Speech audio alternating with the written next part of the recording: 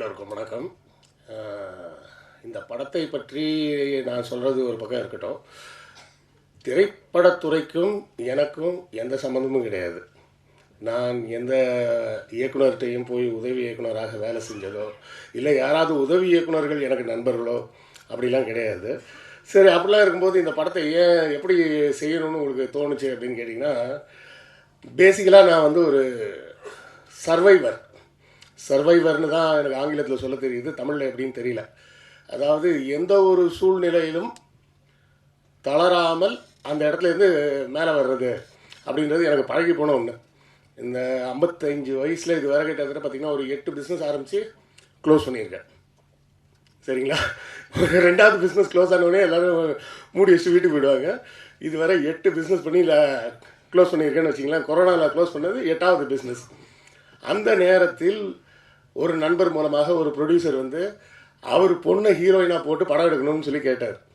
சரின்னு நாங்கள் கதையெல்லாம் எழுதிட்டோம். நம்ம மைனர் சொன்னது தான், கொரோனா டைமில் தான்.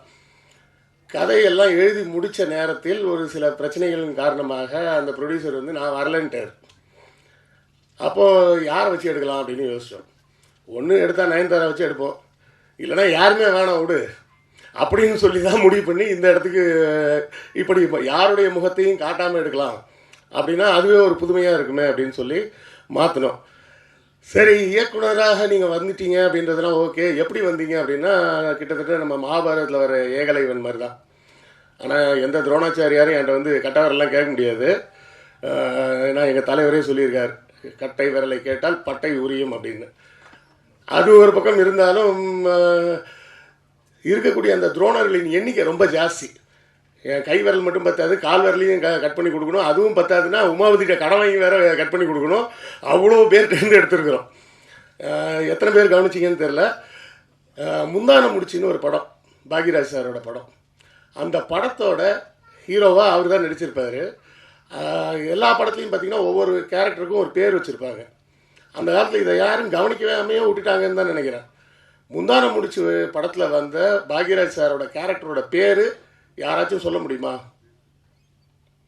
ஏன்னு கேட்டிங்கன்னா, அந்த கேரக்டருக்கு அவர் பேரே வைக்கலை. படம் ஃபுல்லாகவே எல்லாரும் அவரை வாத்தியார் வாத்தியார் வாத்தியார் தான் கூப்பிடுவாங்க. அந்த படத்தில் நான் கடைசி கிளைமாக்ஸ் சீனில் கண்டிப்பாக சொல்லிவிடுவாங்க அப்படின்னு எதிர்பார்த்தேன். ஏன்னா ஊர்வசி போய் குடும்ப கட்டுப்பாடு ஆப்ரேஷன் பண்ண போயிருப்பாங்க. இவர் போய் அந்த ஹாஸ்பிட்டலில் அவங்கள கூப்பிட்டு வர்றதுக்காக போகிறப்ப அட்லீஸ்ட் டாக்டர் வந்து உங்கள் பேர் என்ன அப்படின்னு கேட்பாங்க அப்படின்னு நினச்சேன். அங்கேயும் அந்த இடத்துல ட்ரிக்காக டைலாக் வச்சுருப்பார், நீங்கள் தான் அந்த பொண்ணோட புருஷனா அப்படின்னு தான் அந்த டாக்டர் கேட்பாங்களே தவிர அங்கேயும் பேர் கேட்க மாட்டாங்க. ஸோ அந்த படமும் இதில் ஒரு இன்ஸ்பிரேஷன் இருக்குது. அறிஞர் அண்ணாவோட ஓரிரவு இன்ஸ்பிரேஷன் இருக்குது. கலைஞரின் படங்கள்லேருந்து இன்ஸ்பிரேஷன் இருக்குது. இன்னும் சொல்லப்போனால் பார்த்திபன், அதாவது சொல்கிறேன், இந்த நான் கற்றுக்கிட்ட துரோணர்கள் அப்படின்னு சொன்னால் என் கை விரல்கள் என் கால் விரல்கள் மட்டும் இல்லாமல் உமாவதியும் கடன் வாங்கி தான் வெட்டி கொடுக்கணும் அப்படின்ற கட்டாயத்தில் இப்படியாக ஒரு வித்தியாசமாக ஒரு படத்தை செய்யணும்னு முடிவு பண்ணோம். இதில் பெண்கள் குறித்து, பெண்கள் பாதுகாப்பு குறித்து, பெண்கள் எதை கண்டு அச்சப்படக்கூடாது அப்படிங்கிறதெல்லாம் குறித்து ஒரு விழிப்புணர்வோடு சேர்த்து கொடுக்குற மாதிரி ஒரு படம் பண்ணணும் அப்படின்னு தான் பிளான் பண்ணி இதை பண்ணியிருக்கிறோம். இது பல படங்களின் தழுவலாகவும் இருக்கலாம், சாயலாகவும் இருக்கலாம், காப்பின்னு கூட சில பேர் சொல்லலாம். ஆனால் கதை வந்து ஃப்ரெஷ்ஷாக தான் இருக்கும், அதுக்கு நான் கேரண்டி. ஸோ இந்த படம் கண்டிப்பாக பேசப்படும்னு நம்புகிறோம். ஏன்னா ஒரு கிரியேட்டராக நான் பாசிட்டிவாக தான் எதிர்பார்க்க முடியும். படம் திரைக்கு வந்த பிறகு உங்கள் ஆதரவுக்காக காத்திருக்கிறோம். இன்னும் நிறைய பேசலாம், இன்னும் நண்பர்கள் பேச வேண்டியிருக்குது அப்படின்றதுனால நம்ம இதோடு இதை முடிச்சுக்கலாம். மீண்டும் மற்றொரு சந்தர்ப்பத்தில் இன்னும் விரிவாக பேசலாம். நன்றி, வணக்கம். வணக்கம். இது ஒரு நல்ல பொழுதுள்ள மாலை பொழுதுன்னு பார்க்குறேன். ஏன்னா நல்ல படங்களை பற்றிய பேசுகிறதும் குறைஞ்சிருச்சு, நல்ல படங்கள் வருவதுமே குறைஞ்சிருச்சு. பிரம்மாண்ட படங்கள் தான் வருது, நல்ல படங்கள் வர்றதில்ல. இந்த மாதிரியான நேரத்தில் நம்ம உமாபதி சார் இப்படி ஒரு திரைத்துறை முயற்சி எடுத்திருப்பது ரொம்ப ஒரு காலத்தின் தேவையாக பார்க்குறேன். சாரை வந்து நம்ம ஊடகத்தில் நான் பேச ஆரம்பிச்சிலிருந்தே அவர்கிட்ட பல்வேறு விஷயங்கள் இருக்கும். இந்த சமூகத்தை பற்றிய ஒரு வித்தியாசமான பார்வை இருக்கும். எல்லாரும் பார்க்குற பார்வையில் பார்க்க மாட்டார். சில விஷயங்களை அசால்ட்டாக அந்த மரபுகளை உடைப்பார். அந்த ட்ரெண்ட் செட்டர் அப்படின்னு சொல்கிற மாதிரி அந்த மரபுகளை உடைச்சி விடுவார். அவர் ட்ரெஸ் எல்லாம் பார்ப்பேன், சார் என்ன சார் இந்த மாதிரி, பரவாயில்ல இப்படியே பேசட்டும் பொதுவாக ஜியோ பாலிட்டிக்ஸு வேர்ல்டு பாலிட்டிக்ஸ் பேசுனா கோட் போட்டு டை போட்டு நுனிநாக்கு ஆங்கிலம் பேசுகிறவன் தான் ஜியோ பாலிட்டிக்ஸ் பேசணுமா? ட்ரம்ப்பை பற்றி பேசுகிறதுக்கு நம்ம அப்படி இருக்கணுமா? அதெல்லாம் தேவையில்லை. இயல்பாக நம்ம நேரத்தில் நம்ம ஆட்கள் உட்காந்து உலக அரசியல் இதை விட அதிகம் பேசக்கூடியவர்கள் நம்ம தமிழர்கள். அப்படி இருக்கும்போது ஏன் இதெல்லாம் ஒரு பிம்பமாக்குறோம்? நம்ம வேர்ல்டு பாலிட்டிக்ஸ் பேசணும்னா அதுக்கு ஒரு கலர் வேணும், அதுக்கு ஒரு தோற்றம் வேணும், அதுக்கு ஒரு பிறப்பு வேணும், இப்படிலாம் நினச்சிக்கிறது. அதனால் அதை உடைக்கணும் அப்படிங்கிற மாதிரி அவர் மீடியாவில் பாருங்கள், ரொம்ப அவர்கிட்ட வந்து ஒரு அலட்சியமான உடல் மொழி. அது அலட்சியம்னு சொல்கிறத விட என்ன பெரிய நீங்கள்லாம் ஆட்கள் இதுவரையும் பேசுகிற ஆட்கள் யார், இவ்வளோ காலம் வந்து மற்றவனை பேச விடாமல் வச்சுருந்தது யார் போன்ற அந்த ஒரு அரசியல் இருக்கும். அதை ரொம்ப அசால்ட்டாக பண்ணுவார். அவர் பேசுகிற எல்லா அரசியல்லையுமே வந்து அதை சொல்லும்போது அது ஒரு பெரிய பூதாகரப்படுத்தி இதை நான் செஞ்சுருக்கேன்னு சொல்ல மாட்டார். ரொம்ப போகிற போக்கில் அதை சொல்லக்கூடிய ஒரு தன்மை வந்து உமாபதி சார்கிட்ட உண்டு. நம்ம ஊடகத்தில் அவர் வந்து அந்த பேச ஆரம்பித்து அந்த காலகட்டத்துக்கு பிறகே பார்த்தீங்கன்னா டிஜிட்டல் ஊடகத்தில் ஒரு வித்தியாசமான ட்ரெண்ட் செட் வந்திருக்கும். நம்ம ஜீவா டுடே ஊடகத்தை கவனித்தவங்களுக்கு தெரியும். அதுக்கப்புறம் அவர் இப்போ பல ஊடகங்களில் போயிட்டார். கிட்டத்தட்ட வாரத்துக்கு ஒரு 10 ஊடகத்தில் கொடுக்குற நிலைக்கு வந்து சார் வந்து இருக்கிறாங்க. இருந்தாலுமே அவர்கிட்ட நான் கவனித்தது இன்றைக்கி எல்லா பிரச்சனையும் பேசுவாங்க, எந்த அரசியல் பிரச்சனையும் எல்லாரும் பேசுகிறாங்க. ஆனால் சார் அதை அணுகிற விதத்தில் ஹைப்பர் லோக்கலில் இருந்து இன்டர்நேஷ்னல் வரையும் அதை இணைச்சி பேசுகிற அந்த தன்மை தான் சாருடைய ஸ்பெஷாலிட்டி. அதான் உமாபதி சாருடைய தனித்துவம். அவர் மதுரையில் பெற்ற அனுபவம், கேமராமேனாக இருக்கும்போது அவருக்கு கிடைத்த அனுபவம், கோயம்புத்தூரில் அவருக்கு கிடைச்ச பார்வை, இது எல்லாமே அவருக்கு வந்து கிடைச்சிருக்கு. குறிப்பாக கோவை குண்டுவெடிப்பின் போது இருந்த கேமராமேன் அதை வந்து பதிவு செய்த ஒரே நபர் அந்த குண்டுவெடிப்பு சம்பவத்தில் அவருக்கு அந்த வாய்ப்பு கிடைச்சிருக்கு. அப்புறம் சென்னையினுடைய வாழ்க்கை, தமிழர்கள் தடம் பதித்த நாடுகள் தேடி அவர் பல இடங்கள் போயிருக்கிறார். நம்ம தமிழர்கள் கங்கை கொண்டான் கடாரம் கொண்டான்னு சொல்கிறோம்ல, அந்த மாதிரி இடங்கள் போய் எங்கெங்கெல்லாம் தமிழர்கள் இருந்திருக்காங்க, இங்கெல்லாம் நம்முடைய வேர் இருக்குது, விழுது இருக்குது, இந்த மாதிரியான அவர் புத்தகம் 2-3 புத்தகங்கள் எழுதியிருக்கிறாங்க.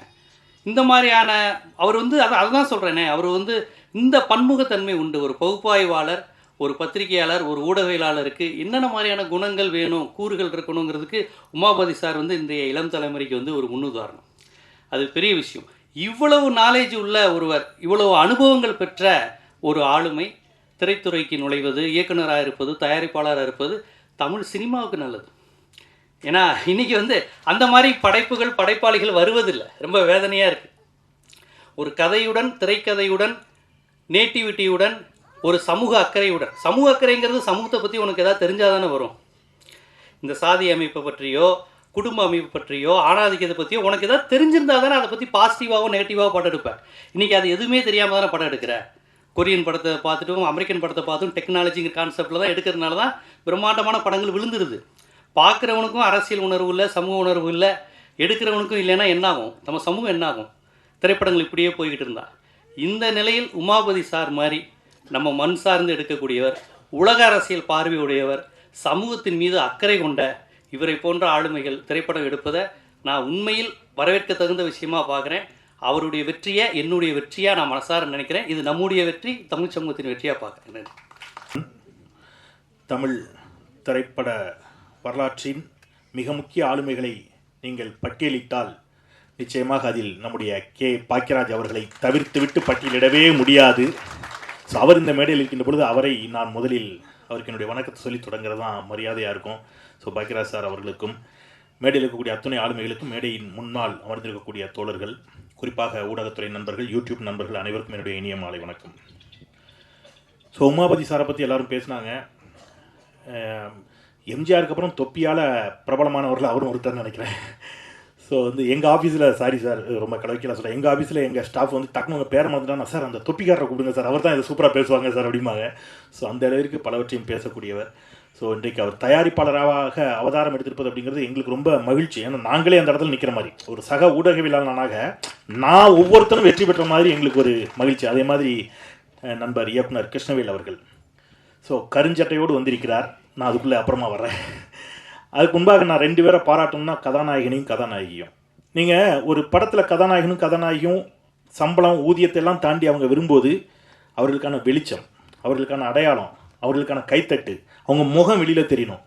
அதையே மறைச்சி வச்சுருக்காங்க அப்படின்னு சொன்னால் அதற்கு அவர்கள் சம்மதித்திருக்கிறார்கள்வா உள்ளபடி அந்த மனசுக்கு, சகோதரனுக்கும் சகோதரிக்கும் என்னுடைய உளப்பூர்வமான பாராட்டுகள். உண்மையிலே அதுக்கு ஒரு பெரிய மனசு வேணுங்க. அடையாளம் நீங்கள் வந்து இப்போ எங்களை டிவியில் கூப்பிட்றாங்க, மாஸ்க் போட்டுகிட்டே பேசுங்க சார்னா யார் போவா? எங்கே வர்றதே அதுக்கு இல்லையா? இப்போ யதார்த்தம் தான், நம்ம முகம் தெரியணும். ஸோ அதை நீங்கள் வந்து அந்த பண்ணியிருக்கிறீங்க. நான் இந்த படத்தோட ட்ரெய்லரில் பார்க்கின்ற பொழுது ஒன்றை புரிஞ்சுக்கிட்டேன். நோ மீன்ஸ் நோ அப்படின்னு முன்னாடி ஒன்று சொன்னாங்க. அதுதான் படத்துடைய கிட்டப்பட்ட கதையாக இருக்கும் நான் யூகிக்கிறேன். நீங்கள் தமிழ் ஊடகத்தில் முன்னாடிலாம் ஒரு வார்த்தை வரும், இளம்பெண் கற்பழிப்பு அப்படின்னு ஒரு வார்த்தை வரும். அது எப்படி அழிப்பீங்க? நீங்கள் யோசிச்சு பாருங்க. ஒரு ஆணினுடைய அயோக்கியத்தனம், ஒரு ஆணினுடைய வக்கிரம், ஒரு ஆணினுடைய பாலியல் வக்கிரத்திற்கு அவன் வல்லுறவு செய்கிறான் ஒரு பொண்ணை. ஆனால் அங்கே கற்பிழந்தவளாக யாரை பத்திரிகைகள் சித்தரித்தன அப்படின்னா ஒரு பொண்ணை தான் வந்து இவன் பண்ண அக்கிரமத்துக்கு ஒரு பொண்ணு கற்பிழந்தவள். இதை வந்து பெரியாரிய சிந்தனையாளர்கள் தொடர்ந்து கேள்வி எழுப்பினோம். அது எப்படி ஒரு ஆணோட அயோக்கியத்தனத்துக்கு அவளை கற்பிழந்தவளாக நீ சொல்லலாம்? அந்த வார்த்தையை முதல்ல மாற்றணும் என்று சொல்லுகின்ற பொழுது இன்றைக்கு தமிழ் ஊடகங்கள் அனைத்தும் பாலியல் வல்லுறவு என்ற வார்த்தையை பயன்படுத்த தொடங்கி இருக்கிறார்கள் என்று சொன்னால் இது தமிழ்நாட்டிற்கும் தமிழ் சமூகத்திற்கும் பெரியாரிய பார்வைக்கும் கிடைத்த வெற்றி. அதைத்தான் அந்த படம் பேசுவதாக நான் நினைக்கிறேன். ஒரு பொண்ணு காதலிக்கின்ற பொழுது அவள் வந்து அவருடைய காதலனோடு அவள் தனிமையில் இருக்கிறாள். அதன் பிறகு அவள் காதலன் மிரட்டுறதாகத்தான் அந்த ட்ரெய்லர், அந்த பாடல் எனக்கு புரிகிறது. ஸோ அதுவே அது எப்படி துரோகமாக மாறும், அது எப்படி கற்பிழந்ததாக மாறும் என்று கேட்கக்கூடிய அந்த கதை அப்படிங்கிறது. ஸோ அது கருஞ்சட்டையினுடைய சிந்தனை, அதை வெளிப்படுத்தியிருக்கிறார்கள் அப்படிங்கிறது எனக்கு மகிழ்ச்சி. அப்புறம் அதை பேசுகின்ற பொழுது கண்டிப்பாக இன்னொன்று பேசி ஆகணும். நம்முடைய ஐயா அவர் இல்லை, மருத்துவர் தணிகாசலம் அவர்கள் பேசுகின்ற பொழுது நிறைய படத்துக்கு பேர் யோசித்தோம், டைட்டில் யார் அந்த சார்னு கூட யோசித்தோம் அப்படின்னு சொன்ன உடனே நண்பர் சுபாஷ் கூட சொன்னார், தலைப்பையும் காணும் சாரையும் காணுன்னு. சார் இல்லாததை தெரினா கிடைக்காது, அதை கண்டுபிடிச்சி கோர்ட்டே சொல்லிடுச்சு தெளிவா. நமக்கு அது இருந்தால் நல்லா இருக்கும்னு ஆசைப்பட்டால் அதுக்கு யாரும் ஒன்றும் பண்ண முடியாது. நான் வேணால் அந்த படத்துக்கு இன்னொரு தலைப்பை சொல்கிறேன், யார் அந்த தாத்தான்னு நான் புதிய தலைமுறையில் ஒரு கேள்வி கேட்டேன். அந்த தாத்தாவை தான் இன்னி வரைக்கும் கண்டுபிடிக்க முடியல சார். அந்த தாத்தா யாருன்னு ஒரு பேராசிரியர் சொன்னாங்க. ஒரு மாணவியிடம் பேசினார்கள், ஒரு தாத்தாவோட அட்ஜஸ்ட் பண்ணிக்கணும்னு. நீங்கள் வேணால் அடுத்த முறை படம் எடுக்கும்போது யார் அந்த தாத்தான்னு வைங்க, தாத்தாவை தான் இன்னி வரைக்கும் காணலை. சாரை கண்டுபிடிச்சிட்டாங்க, அவருக்கு 30 ஆண்டு நீதிமன்றம் சிறை தண்டனையும் கொடுத்து விட்டது அப்படிங்கிறதையும் சொல்லிட்டு, ஸோ பெண்கள் சார்ந்து பெண்கள் இன்னும் நான் ஓகே தாத்தா எங்கே இருக்காருன்னு தெரியல. நான் சொன்னேன் தாத்தா இருக்கிறாருன்னு அவங்க சொல்கிறாங்க, தெரில. ஓகே அவர் தான் அந்த தாத்தாவா தெரில, ஓகே இருக்கட்டும். பட்டு இந்த மாதிரியான படங்கள் ஒரு சிறிய பட்ஜெட்டில் அல்லது புதிய முகங்களோடு வரக்கூடிய படங்கள் பேசுகின்ற அதனுடைய பேசு பொருளுக்காக தமிழ்நாட்டில் நிச்சயம் வெற்றி பெற்றிருக்கிறது. நீங்கள் காக்கா மட்டும் அப்படி ஒரு பெரிய வெற்றியை பெற்றுச்சு. சமீபத்தில் டூரிஸ்ட் ஃபேமிலி ஒரு பெரிய வெற்றி. நீங்கள் வந்து மஞ்சுமல் பாய்ஸே தமிழ்நாடு கொண்டாடியது. அதனால் வந்து மிகப்பெரிய நடிகர்கள் நடித்த படம் தான் வெற்றி பெறும் அல்லது பெரிய பட்ஜெட்டில் அப்படிலாம் இல்லை. நல்ல கதையை சொல்லக்கூடிய எந்த படமாக இருந்தாலும் தமிழ் சமூகம் அதை வரவேற்க எப்பொழுதும் தயாராக இருந்திருக்கிறது. அந்த அடிப்படையில் நிச்சயம் இந்த படம் ஒரு மிகப்பெரிய வெற்றியை பெறும் என்ற நம்பிக்கையோடு நான் படக்குழுவினர் அத்தனை பேருக்கும், என்னுடைய நண்பர் இனிய நண்பர் உமாவதி அவர்களுக்கும், கிருஷ்ணவேல் அவர்களுக்கும், குறிப்பாக பாடலாசிரியர் விவேகா இன்னைக்கு பாடல் வெளியீடு, ஸோ அவருக்கும் பாடல் வரிகள் மிகச் சிறப்பாக இருந்துச்சு, இசையமைப்பாளர் அத்தனை பேருக்கும் என்னுடைய நெஞ்சம் நிறைந்த வாழ்த்துக்களை சொல்லி, பத்திரிகையாளர்கள் நிறைய பேர் வந்திருக்கிறாங்க, அரசியல் பரபரப்பு இருக்கும் அப்படின்னு தொகுப்பாளர் சொன்னார். அதை நம்முடைய நண்பர் உமாபதியினுடைய நலன் கருதி நான் அந்த பரபரப்புகளை அதிகம் ஏற்றாமல் விடைபெறுகிறேன். நன்றி. தோழர்கள் அனைவருக்கும் என்னுடைய வணக்கத்தை தெரிவித்துக் கொள்கிறேன். என்னை அழைத்த தோழர் கிருஷ்ணவேல் அவர்களுக்கும் அண்ணன் உமாபதி அவர்களுக்கும் நன்றியை தெரிவிச்சுக்கிறேன். பாக்யராஜ் சார் வந்திருக்காங்க, விவேகா சார் வந்திருக்காங்க, இன்னும் பல பேர் வந்திருக்கீங்க. எல்லாருக்கும் என்னுடைய நன்றியும் வணக்கத்தையும் தெரிவித்துக் கொள்கிறேன். இந்த படம் அநேகமாக கொரோனா சமயத்தில் எழுதப்பட்டதுன்னு நினைக்கிறேன். எனக்கு தெரிஞ்சு அது எப்போ ஷூட் பண்ண ஆரம்பித்தாங்கன்னு தெரில. கொரோனா சமயத்தில் நம்ம வந்து இந்த சமூக இடைவெளியை கடைபிடித்தோம். இப்போ ஒரு படம் ஷூட் பண்ணால் எப்படி இருக்கும் அப்படின்னு அவர் யோசித்து அந்த கான்செப்டில் அந்த கண்டென்ட்டில் எழுதுனது. அப்புறம் திரும்ப எப்போ முடித்தாங்க, எப்போ ஷூட் பண்ணாங்க அப்படிங்கிற விவரம் எனக்கு தெரியல. ஸோ அப்போ கொரோனா சமயத்தில் ஆரம்பிக்கப்பட்ட ஒரு படம் இன்றைக்கி திரைக்கு வர்றதுக்கு தயாராக ஆகியிருக்கிறது. இதே கொரோனா சமயத்தில் இன்னொருவரும் ஒரு படம் எடுத்தார். அவர் இன்றைக்கி இந்த பூமியில் இல்லை, நம்ம எல்லாம் மறந்துருப்போம்னு நினைக்கிறேன். சின்ன ஒரு நினைவூட்டல் தான். அவர் எடுத்த படம் இந்த சமூகத்தில் என்ன விளைவை ஏற்படுத்துச்சுன்னா, இந்த அரசாங்கம் என்னென்ன அயோக்கியத்தனங்களை செய்து கொண்டு இருக்கிறது, என்னென்ன அக்கிரமங்களை செய்து கொண்டு இருக்கிறது, என்னென்ன பொய்களை வதந்திகளை, அவதூறுகளை இந்த மீடியாக்கள் மூலமாக பரப்பி கொண்டிருக்கிறது. அப்படிங்கிறத ஒரே ஒரு ஃபோட்டோவை எடுத்து ஒட்டுமொத்த சமூகத்தையும் புரட்டி போட்ட ஒருவர், அதுவும் இந்த கொரோனா சமயத்தில் எடுக்கப்பட்ட ஒரு படம் தான். அவர் பேர் டேனிஷ் சித்திக், ஒரு ஃபோட்டோகிராஃபர். ஸோ அவர் திரும்ப மர்மமான முறையில் அவருடைய இறப்பு நடந்துச்சு, நம்ம எல்லாருக்குமே தெரியும். அவர் கிராஸ் ஃபயரில் அவர் கொல்லப்பட்டார், இறந்து போனார் அப்படிங்கிற தகவல் தான் வந்துச்சு. அதற்கான விசாரணைகள் என்ன, உண்மையிலே கிராஸ் ஃபயர் தானா அல்லது வேறு யாரும் இதுக்குள்ளே சதி செஞ்சுருக்காங்களா அப்படிங்கிற தகவல் நமக்கு எதுக்குமே வரல. ஏன்னா எந்த விசாரணையும் இப்போ சரியாக நடத்தப்படுறதில்ல. நமக்கே தெரியும், ஃப்ளைட் கிராஷ் ஆணுச்சு, 241 பேர் நினைக்கிறேன் இல்லைங்களா, ஒரே ஒருத்தர் மட்டும்தான் தப்பிச்சிருக்காரு. இப்போ 241 பேர் ஒரே ஒரு ஃப்ளைட் கிராஷ் இறந்துருக்காங்க. எனக்கு தெரிஞ்சு ஒட்டுமொத்த இந்தியாவிலுமே இதுதான் மிகப்பெரிய ஒரு மாசான ஒரு சம்பவம் நினைக்கிறேன். இவ்வளவு எண்ணிக்கையில் ஒரே ஒரு ஆக்சிடெண்ட்டில் இவ்வளவு இறப்புகள் அப்படிங்கிறது. இப்போ 241 பேர் ஒரே ஒரு இந்த ஃப்ளைட் கிராஷ் இறந்து போயிருக்காங்கனாக்கா, இதில் அதுக்கு முன்னாடி சில வீடியோக்கள் வேறு வைரல் ஆச்சு. சரியாக உள்ள இந்த ஏசி ஒர்க் ஆகலை, தொழில்நுட்ப கோளாறுகள் அதிகமாக இருக்குது அப்படின்னு சொல்லிட்டு உள்ளேருந்தே வீடியோ ஜஸ்ட் பிஃபோர் ஒருத்தர் அங்கே வீடியோ போஸ்ட் பண்ணது நமக்கு வந்துருந்துச்சு. எப்படி உள்ள உண்மையிலேயே அது விபத்து தானா அல்லது இதில் வேறு எதுவும் சதிகள் இருக்கா அப்படிங்கிற இந்த விசாரணை சரியாக போகுமா அப்படிங்கிறது நமக்கு தெரியாது. இப்படி பல சம்பவங்கள் நடந்துக்கிட்டு இருக்குது. ஆனால் இது யாருமே கேள்வி எழுப்ப மாட்டாங்க.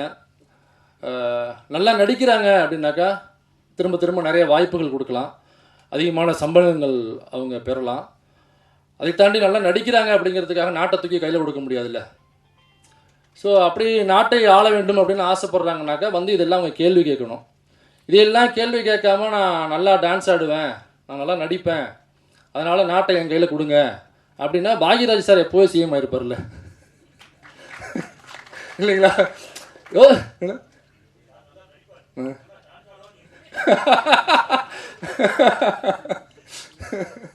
அதனால் நல்லா நடிக்கிறதுக்காகவும் நல்லா டான்ஸ் ஆடுறாங்க அப்படிங்கிறதுக்காகவும் நாட்டை தூக்கி நம்ம கையில் கொடுத்துட முடியாது என்பது பாக்யராஜ் சாருக்கு நன்றாக தெரியும். அதனால் இதையெல்லாம் கேள்வி கேட்டாக்கா கண்டிப்பாக நாட்டை கையில் தூக்கி கொடுக்கலாம். அப்படி இல்லாத வரைக்கும் நம்மளால் நாட்டை கையில் தூக்கி கொடுக்க முடியாத சூழல். அதனால் அப்போ அந்த கொரோனா சமயத்தில் எடுத்த ஒரே ஒரு ஃபோட்டோ அது ஒட்டுமொத்த இந்தியாவுமே புரட்டி போட்டது. என்னென்ன பொய்களை, வதந்திகளை, அவதூறுகளை பரப்புகிறார்கள், இந்த மக்கள் நலன் சார்ந்து இந்த அரசாங்கம் என்ன செய்து கொண்டிருக்கிறது, ஒரு கொரோனா ஊசி நமக்கு போடணும், அதுவும் வெளிநாட்டிலேருந்து பர்ச்சேஸ் பண்ணி இங்கே ஒட்டுமொத்த மக்களுக்கும் இந்த கொரோனாவில் நாமக்கு அடுத்த நிமிஷம் நம்ம இருப்போமா இல்லையா, நம்ம புள்ள இருக்குமா இருக்காதா, நம்ம அப்பா அம்மா இருப்பாங்களா இருக்காதா, எப்போ இறப்பாங்க அப்படிங்கிறது நமக்கு தெரியாது. அந்த சமயத்தில் ஒரு நாட்டினுடைய ஒரு பிரைம் மினிஸ்டராக இருக்கக்கூடியவர் அல்லது நாட்டை ஆளக்கூடிய அந்த கட்சி தன் நாட்டு மக்களை காப்பாற்றணும் அப்படிங்கிறது தான் அவங்களுடைய முக்கிய நோக்கமாக இருக்கணும். அப்போ அவ்வளவு தடுப்பூசிகளை எப்படி இலவசமாக நம்ம மக்களுக்கு கொடுக்குறது அப்படிங்கிறத அவங்க யோசிக்கணும். அந்த காலகட்டத்தில் நாளைக்கு இருப்போமா இல்லையாங்கிறது தெரியாத காலகட்டத்தில் அந்த தடுப்பூசிகளை ஒவ்வொரு மாநிலத்துக்கும் இந்த அரசாங்கம் விற்பனை செய்தது. காசு கொடுத்து தான் இங்கே உள்ள ஒவ்வொரு மாநிலமும் பர்ச்சேஸ் பண்ணி இங்கே உள்ள மக்களுக்கு தடுப்பூசியை போட்டது. தடுப்பூசி பற்றி பேசுகிறோம், தணிக்கைச்சலம் சர்வர் இல்லை.